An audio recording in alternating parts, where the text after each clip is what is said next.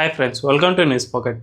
ఢిల్లీలో తాజాగా భారీ ఎన్కౌంటర్ జరిగింది. ఏకంగా నలుగురు సిగ్మా గ్యాంగ్కు సంబంధించిన వ్యక్తులను ఢిల్లీ పోలీసులు అండ్ బీహార్ పోలీసులు సంయుక్తంగా కలిసి నిర్వహించిన ఎన్కౌంటర్లలో నలుగురిని లేపేశారు.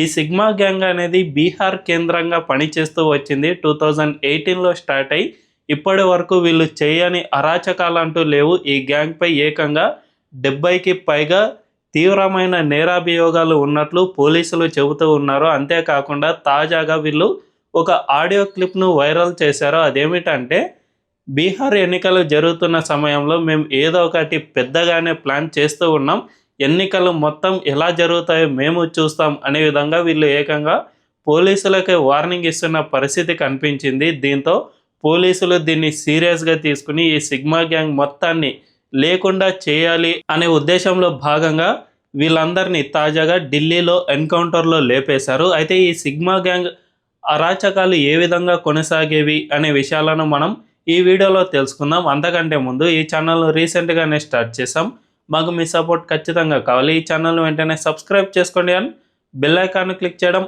అస్సలు మర్చిపోవద్దు.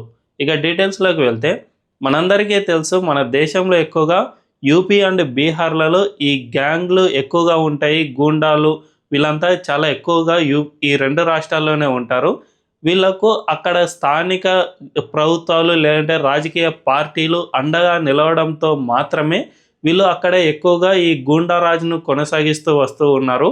అందులో భాగంగా పుట్టిందే ఈ సిగ్మా గ్యాంగ్ కూడా. 2018లో రంజన్ పాఠక్ అనే వ్యక్తి ఆధ్వర్యంలో ఈ గ్యాంగ్ పుట్టింది.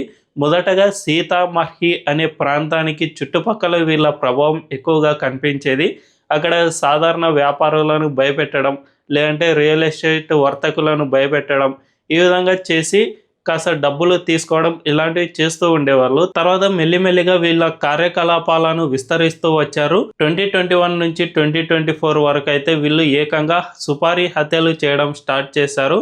గ్యాంగ్ వార్ల మధ్య ఎవరికైనా పడకపోతే వీళ్ళకు సుపారీ ఇచ్చి వాళ్ళను చంపించేయడం అండ్ రియల్ ఎస్టేట్ వ్యాపారాల్లో వీళ్ళు తలదూర్చి కొంతమందిని హత్య చేయడం, ఈ విధంగా చాలామందిని హత్య చేస్తూ వచ్చారు. వీరిలో జర్నలిస్టులు ఉన్నారు అండ్ కొన్ని హిందూ సంఘాలకు సంబంధించిన జిల్లా నాయకులను సైతం వీళ్ళు చంపేశారు. అంటే పరిస్థితి ఎంత తీవ్రంగా ఉందో అర్థం చేసుకోవచ్చు. వీళ్ళు ఈ కాంట్రాక్ట్ కిల్లింగ్లో భాగంగా బీహార్లో ఈ హత్యలు చేసి తర్వాత ఢిల్లీకో, జార్ఖండ్కో, యూపీకో ఇలా పారిపోవడం, ఆ తర్వాత కొన్ని రోజులు అంతా సద్దుమణిగాక మళ్ళీ తిరిగి అదే ప్రాంతానికి వచ్చి వాళ్ళ కార్యకలాపాలు కొనసాగించడం ఇలా చేస్తూ ఉండేవాళ్ళు. ఈ విధంగా నెలకు ఒక హత్య చొప్పున వీళ్ళు చేస్తూ ఉన్నారు అని పోలీసులు సైతం చెబుతూ ఉన్నారు. ఈ విధంగా ఏకంగా 30 నుంచి 40కి పైగా కాంట్రాక్ట్ కిల్లింగ్స్లో ఈ గ్యాంగ్ పాల్గొంది అని పోలీసులు చెబుతూ ఉన్నారు. నిజానికి గ్యాంగ్ను నడిపించేది ముఖ్యంగా నలుగురు కాగా ఇందులో 10 నుంచి 15 మంది వరకు సభ్యులు కూడా ఉన్నట్లు పోలీసులు చెబుతూ ఉన్నారు. వీళ్ళు ఎక్కువగా మరీ తీవ్రమైన నేరానికి కనుక పాల్పడితే, అంటే కాంట్రాక్ట్ కిల్లింగ్ ఇలాంటి వాటికి పాల్పడితే బీహార్ బోర్డర్ దాటి నేపాల్లో ప్రవేశించేవారు. తద్వారా వీరిపై అనుమానం రాకుండా చేసుకునేవాళ్ళు అని పోలీసులు ప్రకటిస్తూ ఉన్నారు. నిజానికి ఇంటర్నేషనల్ బోర్డర్ స్టేట్స్ దగ్గర ఉన్న సమస్య ఇదే.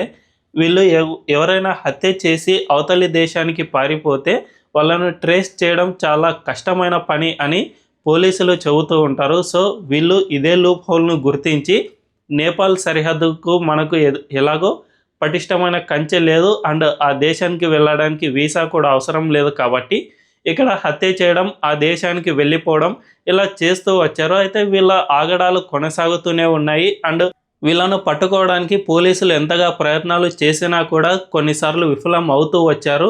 కొన్నిసార్లు అయితే వీళ్ళ గ్యాంగ్లో ఉన్న వ్యక్తులను ఎన్కౌంటర్ చేసేశారు. కానీ గ్యాంగ్లో కీలకమైన 4 వ్యక్తులు మాత్రం ఎక్కడా పట్టుబడకుండా జాగ్రత్తలు పాటిస్తూ వచ్చారు. కానీ రీసెంట్గా బీహార్ ఎన్నికలు జరుగుతూ ఉన్నాయి కదా, ఈ ఎన్నికలను ఎలా జరుపుతారో మేము చూస్తాం, ఇందులో పెద్ద ఎత్తున మేము ప్లాన్ చేస్తూ ఉన్నాం అనే విధంగా ఒక హెచ్చరికతో కూడిన ఆడియో క్లిప్ను ఈ గ్యాంగ్ రిలీజ్ చేసింది. దీంతో పోలీసులు వీళ్ళ ఆగడాలను తట్టుకోలేం, వీళ్ళను పూర్తిగా అంతమొందించాల్సిందే అనే విధంగా ప్లాన్ వేశారు. దీంతో వీళ్ళు ఎక్కడెక్కడ ఉన్నారు అనే విధంగా ట్రేస్ చేస్తూ వచ్చారు. ఈ ట్రేసింగ్లో భాగంగా వీళ్ళు తాజాగా ఢిల్లీలో ఉన్నారు అని పోలీసులకు సమాచారం అందింది. దీంతో వెంటనే బీహార్ పోలీసులు ఢిల్లీ పోలీసులతో కోఆర్డినేషన్ చేసుకుని వీళ్ళను నడి రోడ్డుపై ఎన్కౌంటర్ చేసి కాల్చి చంపేశారు. వీళ్ళను వెంటనే హాస్పిటల్కు తీసుకువెళ్ళగా అప్పటికే చనిపోయారు అని వైద్యులు సైతం ధృవీకరించారు. దీంతో ఈ గ్యాంగ్ పూర్తిగా అంతం అయ్యిందనే చెప్పుకోవచ్చు. నిజానికి యూపీ అండ్ బీహార్లలో ఈ గూండా రాజులు గతంలో చాలా ఎక్కువగా ఉండేవి. సమాజ్వాదీ పార్టీ, ఆర్జేడీ ఈ పార్టీలు ఈ రెండు రాష్ట్రాలను పరిపాలించిన సమయంలో గూండాలు రాజ్యాలనే ఏర్పాటు చేసుకునే వాళ్ళు అండ్ వీళ్ళకు పొలిటికల్గా కూడా అండగా ఉండేవాళ్ళు. అతీక్ అహ్మద్ ఇలాంటి వాళ్ళంతా కూడా ఈ పొలిటికల్ బ్యాక్ ఎండ్తోనే అక్కడ గూండా రాజును నడుపుతూ వచ్చారు. తాజాగా కూడా ఆర్జేడీ బీహార్ ఎన్నికల్లో ఒక మాజీ గ్యాంగ్స్టర్ కుమారుడికి కూడా ఎన్నికల్లో సీట్ ఇచ్చిన పరిస్థితి మనం చూస్తూ ఉంటే ఇక్కడ పొలిటికల్గా వీళ్ళు ఎంత సపోర్ట్ తీసుకుంటున్నారో అర్థం చేసుకోవచ్చు. కానీ ఇప్పుడు యూపీలో మాత్రం ఈ సమస్య దాదాపు అంతమైపోయిందనే అర్థం చేసుకోవచ్చు.